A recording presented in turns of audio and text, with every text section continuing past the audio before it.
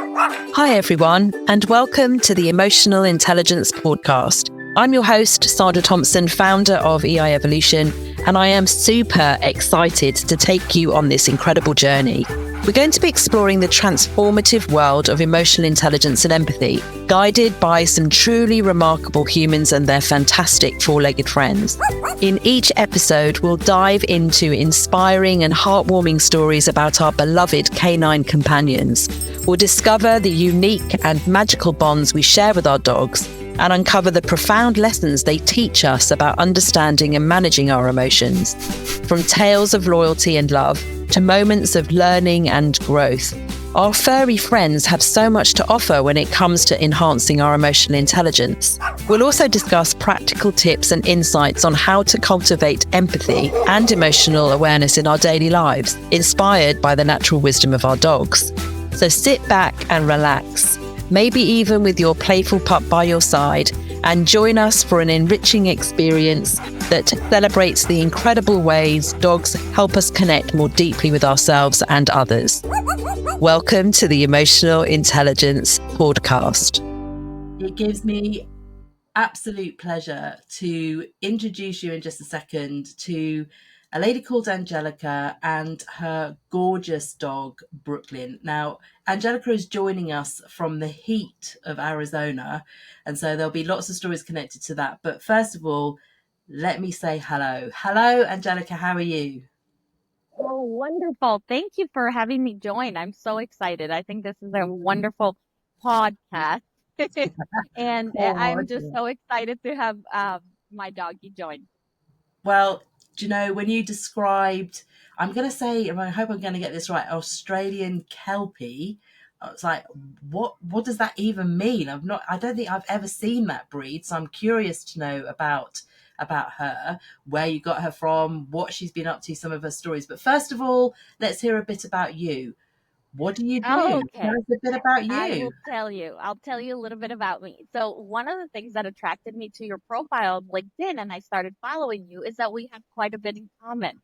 Is my background is in luxury hospitality. So I worked in a number of hotels and operations and quality and learning and development. So I have that customer experience background, customer relationships as well as employee engagement. And then I got really excited about human behavior and I moved into the area of EQ.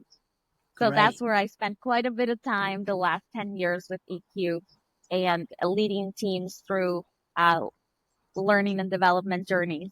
Here's one little ear that you see. This is Brooklyn. Brooklyn. Yeah, It looks like it's like, for those of you that are watching on YouTube, what I think I can see is a jar of treats with a label saying it is "Woof." a jar of treats. So we made these. This jar before we even adopted her. We colored it and we got it made and we said, the day we have a pet, we will use it. And so that's what it's been. It's stood the test of time because Brooklyn turns 16 here in September. So let me get this is a little, yeah. So you made this biscuit tin.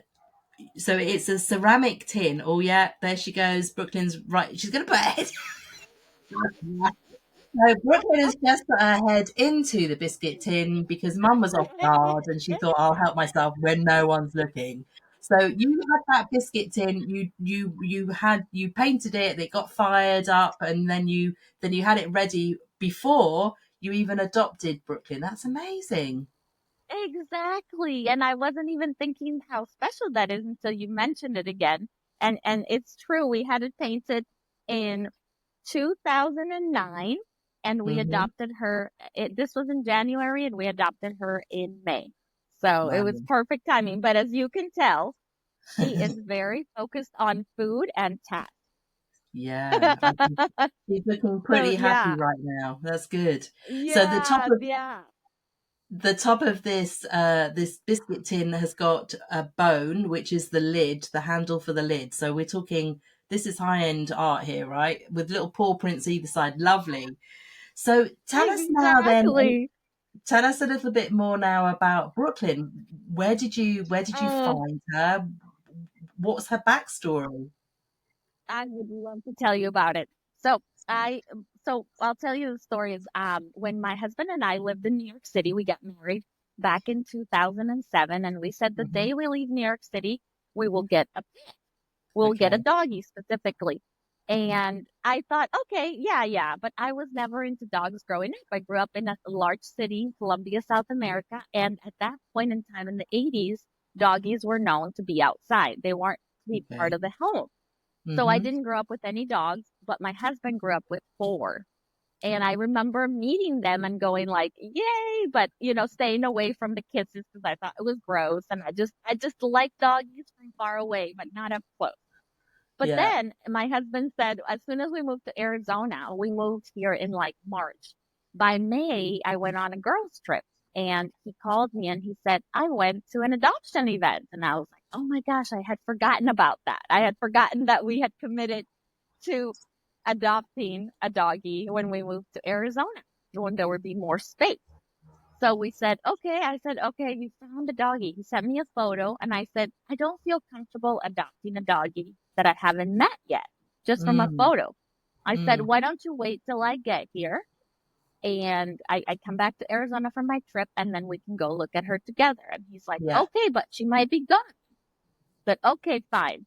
So the next day he picked me up from the airport and we went and she was still there. Thank goodness, because the Thank family goodness wanted to for that. adopt her the day before, but she doesn't do well with cats. So they said, Ah, no, we can't take her. So she was there waiting for us.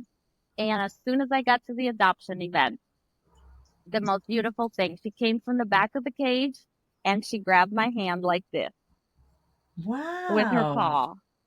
And I So, was sold. for those of you that are just listening to the audio, what Angelica was describing was the Angelica's arm being pulled away by Brooklyn's paw, as if to say, "No, here, come and take me," kind of thing. Take me, I'm yours, kind of thing. Perhaps, yeah, fantastic. So that was Exactly.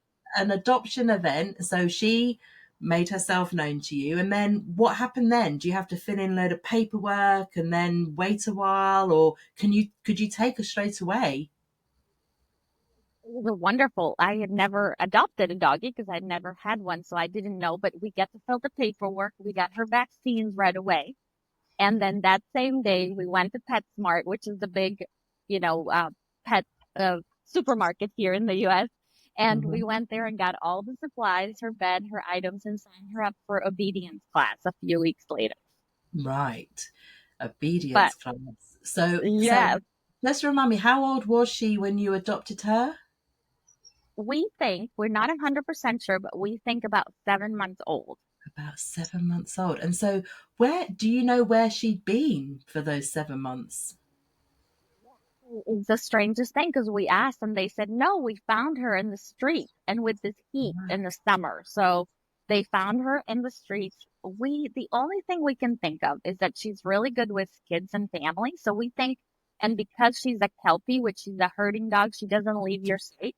The only thing we can think of is that maybe she got lost or something, but because there's no way she would have actually purposely left the family. Mm, mm. So so that's incredible then. So you went to an adoption event. So is that like a rescue center has a day, like an open day where you can come and see animals and have a conversation about a particular dog that you might like to adopt? Is that how it works? So that's exactly how it works. And they show you all sorts of different breeds. Majority of them, honestly, we didn't know what an Australian Kelpie was. We had no idea. They didn't either. They just put her as mutt in the paperwork, right? Like a mix of things. And we said, we don't care. We don't care. We just fell in love with her. We don't care if she looks like a mutt or and we didn't find out until a year later that we took her to groomers, and the groomer Right. said, "Oh, I haven't seen an Australian Kelpie in such a long time." And we thought, Wow. "What are you talking about?" So we went on Amazon, bought a book, and started learning about her. Right. So when you got her, she was labeled mutt because they didn't recognize the breed, but the groomer did. So what are the characteristics of an Australian Kelpie? You talked about them being a kind of, I think I heard you say like a working dog, a shepherding dog. What Yes. are those characteristics? So in general, they are working dogs. They herd the sheep. They are really good at nibbling your heels to get you places. So she used to do that when she was very little. Lots of energy. Yes, lots of energy. Wants to walk around. Is very task driven. So you can give her like enrichment toys or tricks and things like that, and she loves that. Any trick, Mm, finding things like you could put pieces. We like to put pieces of cheese throughout the house, and she will find them. And yeah. every time it's a little quicker. So it's very task driven. Now, I always say she, at least Brooklyn, I don't know about all Australian Kelpies, but at least Brooklyn, she's not your typical dog in the sense of if you're looking for a doggy that's cuddler, that's going to sleep with you at night, give you lots of kisses and let you hug them, or a doggy that likes water, or a doggy that likes Mm, car rides, or a doggy that likes cats or fetch. She's right. not that dog. Okay. She's more independent, strong will, Yeah. doesn't like to feel too, like she lets us hug her, but it doesn't like other people hugging her. She's quite Mm, independent. I always say she doesn't give me what I think I need. She gives me exactly what I need. I got it. Wow, that's incredible. And I think with some of the things you've just described, it's possible that there's some connections there to the Border Collie. So I've had a few guests on who've got Border Collies, in that they are a herding breed. They're very task orientated. They love mind tricks, all sorts of games that get them to think, and puzzles that kind of occupy their mind and stretch them a little bit. So I think there's a connection there. So have obedience classes. Absolutely. Let's talk about that for a minute. So if she's trainable, what did you train her to do? What kind of things were you covering in obedience classes? Before I forget, I wanted to tell you Australian Kelpies are a mix of a border collie. So you were right on, Sandra. Oh, It's a mix wow. of a border collie and a wild dingo. Oh, wow. Okay. Which would explain the independence, right? Explains that she loves to sniff flowers and sniff anytime we go on a walk. It's very slow because it's very deliberate about finding anything, any animal or any dead thing, Okay, any that's the carcass of dingo. anything. That's the dingo. Okay. But yeah, you are absolutely right. It's a border collie and a dingo mixed together. But Oh, yeah, I never knew thank that. you. The obedience class was really about me. It was about humans. Okay. It was Okay. about teaching me how to handle her and how best to teach her things. But it was about, to me it was about how did my husband and I, what are we on the same page to give her the commands, right? And Mm, how does she behave? And it was a short obedience class. It's only like 3 months. I say short because you go like once a week or something. okay. And she graduated with a little diploma. She did really well. And ever since, Fantastic. yeah, we were so excited when she graduated with a little cap and a little diploma. Oh, wonderful. So it's interesting that you make the point about it's training for humans rather than the dog, because we had a guest on quite early on who talked about how it's more human training than it is dog training. It's being in tune, it's looking out for things, it's being responsive to what the dog needs, but also knowing how to get the best response from them. So positive reinforcement rather than punishing or shouting. And again, I think there's huge lessons in there, aren't there, for humans in how to deal with one another. Perhaps we should be putting more humans onto some kind of obedience classes to learn how our species operate. Who knows? And the big message in that obedience class is about consistency, right? Okay. It was so much about consistency because if I give Brooklyn one command and it means X, and my husband gives her one and it means Y, it Mm, confuses the dog. They do best. I'm a big believer that they are the happiest and they do best when we, the humans, are consistent with sure. everything we do.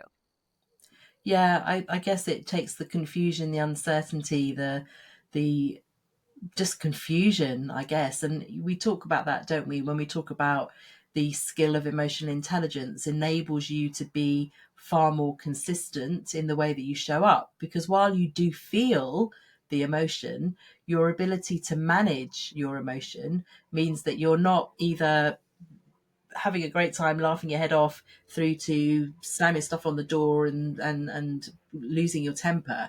There's a consistency, there's a kind of range within which you operate, which aren't at the extremes. Exactly. And they know what to expect from us, right? And they're not lost and they feel safe. That consistency, I Yeah. feel, gives them sense of peace and calm, Mm. and we as humans could learn from that consistency. I love that they live in the present, right? Yeah. That our Yeah. doggies live in the present. They're not worried about the future. They're not hung up on the past. They're just very focused on, what do I have today? What do I have now? What Mm. what makes me happy now? And I would love us humans to do more of that. Yeah. Yeah. I agree completely. So tell me now if you have stories about Brooklyn and how she may have demonstrated empathy or emotional intelligence to you. Do you have any stories you might like to share? Oh, Sandra, do I have stories? I have so Yeah, many. I'm just gonna pick a couple. I get so sure. excited. Well, one of the very first ones is my husband and I went on a trip to Spain years ago, and we were eating our hearts through Spain. So when I got back from the trip, I thought, okay, I've gained some weight. And my husband's like, oh, it's really just all the food we ate on vacation. And I thought, yeah, probably it's all the food we ate. But I started to feel a little bit different, and I noticed that Brooklyn was putting her head on my belly a lot. And she always puts her head on my legs, but Right. not on my belly. And I was Wow. like, that's weird. And as time passed, a couple of weeks passed, I said, okay, we're going to have to take a pregnancy test. And it was positive. And we took it a Wow. few times, and then we went to the doctor. And when we look back, we say, gosh, that was such a special time. Brooklyn actually knew I was pregnant before I did. It Amazing. really did. She really did. And the doctor said, yeah, that happens often. Dogs have Wow. such a great sense of smell that Yeah. she could tell that you smell differently. And Yeah. that's why she started putting her head on your belly. And so she knew. And with having only one daughter, they have a very special connection, those two. You bet. That's fantastic.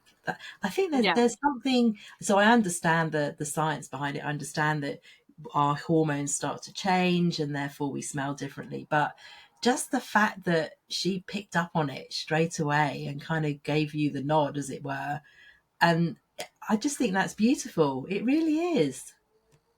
I know. I think it's incredible that she knew that, and she's just been since the baby came. Now my daughter's 11, but Sure. since she came, they've been just so close. They have so many things. And another story I can tell you that's very Yeah. personal to me is I Mhm. had postpartum depression. So it was Okay. a really difficult time, and it was my first time going through any depression, so I didn't understand it. But having to get out of bed and having to do things that my mind was telling me I wasn't wanting to do or wasn't ready for. What Brooklyn did for me is she was a huge companion. She not only when I'm sad, even to this day, or I'm not feeling well, she knows and she lays next to me in bed. Not in the bed, but she has her bed next to Mm. me. So she just Wow. lays and waits there. She's just present She for you. really Yeah. she just is there. And so she's a great companion, and she would help me to always have somebody at home, because when you're going through depression, it can be lonely if you're at home alone, right? Mm, mm, So she gave me what I needed at that time, and what I needed was somebody to be my companion, to give me a lot of unconditional love and to yeah. encourage me to get up and get going. I Mm, remember one of the things I told my therapist is I would take her to the dog park multiple times a week, and I never ever left the dog park sad. I would go there and I would just leave with such a big smile on my face. And I think um, that's a big testament to the power of the unconditional love that they provide and joy that they provide us. And I told my therapist, everybody recovering from depression or any sort of illness, mental illness, should definitely go to a doggy park as part of the therapies, because you just leave. You can't help but leave happy. And so that was one of the things that helped me a lot, going to take her, not just for her, but for me. Yeah. Well, thank you for sharing that, because I think it's not the first time I've heard that type of story, but certainly what you have just described, when you're, dealing with a young child, all of the emotions that are connected to that, and the whole area of postnatal depression, anxiety, and everything there. I think the fact that they are giving you unconditional love, the fact that they are present and they're not judgmental and they're patient and they're just a physical, they're a being that loves you, and you know that, and you love them. I think that's incredible. So I'm really grateful to you for sharing that. Oh, absolutely. Thank you for allowing me to be vulnerable and share. I think sometimes those hard times teach us so much about us and resilience. And I think in my opinion, we have a great deal of responsibility to give back by sharing our testimonies. And Yeah. it encourages others to not feel as alone. So yeah, she is a huge part of my recovery, and she just brings so much joy. And one other story I thought about yesterday, I was brainstorming with my Yeah. family. I thought it was so good. We were thinking, "Whoa, what stories can we share?" Because there's so many. But Yeah. one that caught our attention recently is whenever she's scolded, which is not very much, but recently, when she gets into places like she did today, just sticking her whole head in the treat jar, when when she does when she does silly things, like the other day she knocked over a huge table because she was, getting behind some food. So we were like, Brooklyn, and so whenever you raise your voice at her or scold her a little bit and redirect her somewhere, Mm-hmm. she automatically asks for forgiveness right away, which I think and I asked my husband, did your dog used to do this? And he's like, no, my dog never did this. And I grew up with dogs since I was little. So if you scold her, redirect her, you correct the behavior because she's doing something that you don't like, she will automatically come to you and start asking for forgiveness. The way she does that, to visualize it for those that are not on the video, is she will put her ears back, her head on your lap, and Yeah. she will start asking for love, start asking for pets, and start licking you and saying, I'm sorry. I didn't mean to. And I love that about her because as humans, we are so, we tend to, I can't say everybody, but generally speaking, we tend to not ask for forgiveness right away. It is a hard Mm. part of being human to say sorry. It's not always Yeah. the easiest, but what I love about her is so quick. She doesn't have that ego, and she will just Mm. ask for forgiveness, and we move on because we've forgiven her, and she just brings that something that definitely we can learn more from the human side. Sure. So it takes courage, doesn't it? She's quite a courageous character, because it does take courage and vulnerability to come straight back. And we know, dogs have been existing with us for thousands and thousands of years, and some dogs are attuned to particular behavior faster. But I've not heard of this example before, where the dog comes straight to you and rests its head on your lap, as if it's recognizing what's just gone on. But they want to fit, they want to please, they want to be part of the community, because it serves us and it serves them. So yeah, that's incredible. Thank you for sharing that. Yes, you're welcome. We were brainstorming and we really thought that's something that she does that we've observed a number of times, and it happened recently, and she really wants to make sure we forgive her, that Mm. we know that she was sorry. Go back to normality. Yeah, sure. And it's interesting you make the point about brainstorming with your family in preparation for this podcast, because I spoke with a gentleman called Steve a few weeks ago, and he talked about how there's so much that happens that we take for granted, and to take a moment to really think about his dog Pepper, what she gets up to, how she behaves, and to make a note of those things was an unexpected kind of gift that he and his family got from the preparation for the podcast, which I hadn't even thought about.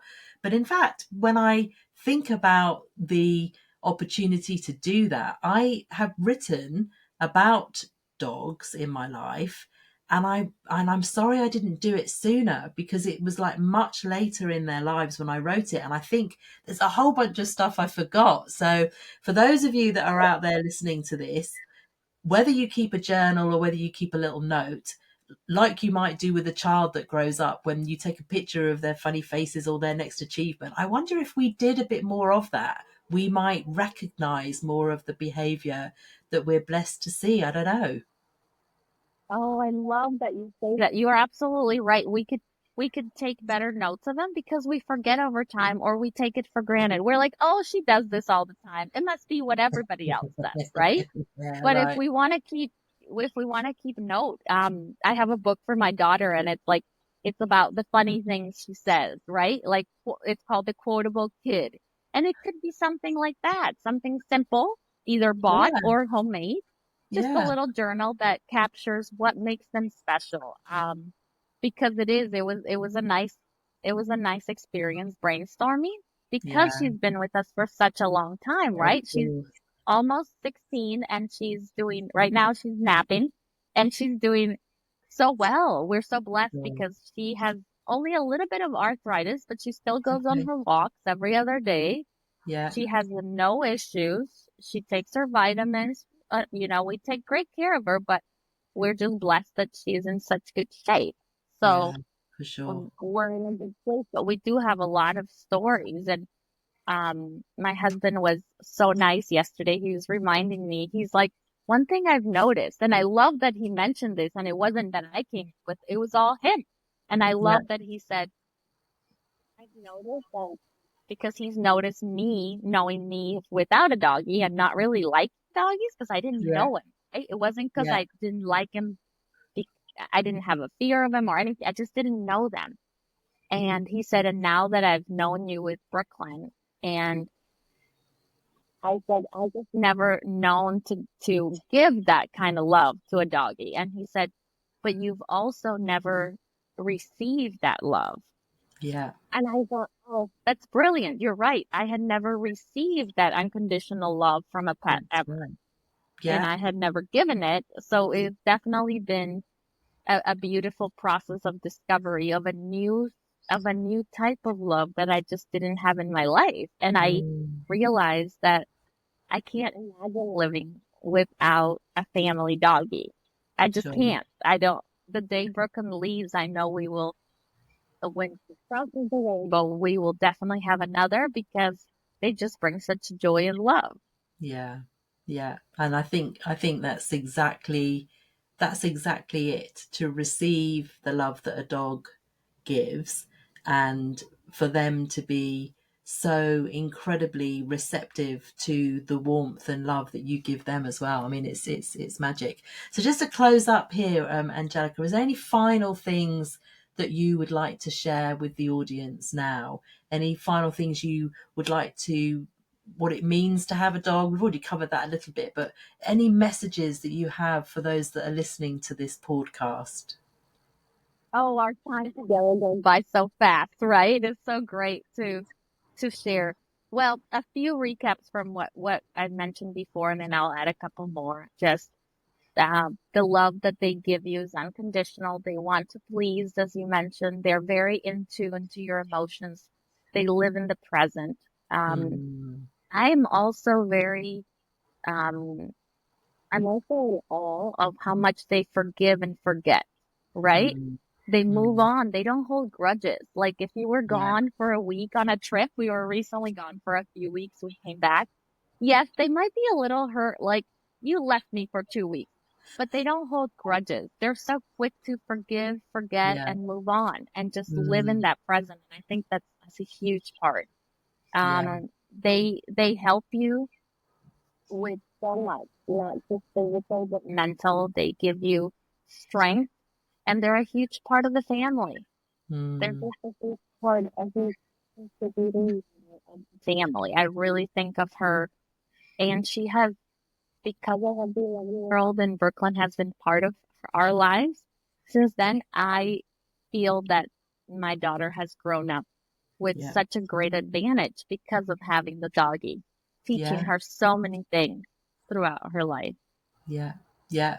And I can attest to that. So when I was born, when actually my mum brought me back from the hospital, my dad brought Rusty the dog in. So I grew up with Rusty the dog, and I come across photographs once in a while when I'm sorting through things of me sitting in the bed with him, or showing him one of my dolls, or just generally having a chat with him in my nappy.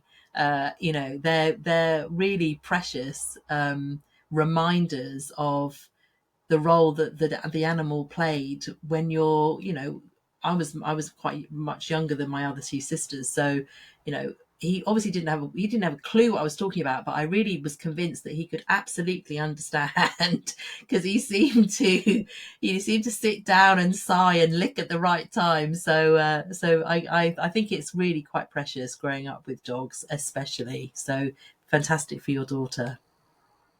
My daughter, I'll tell you, when she was littler at school, they would say, "Do you have any siblings?" And she would always say, "Yes, I have one."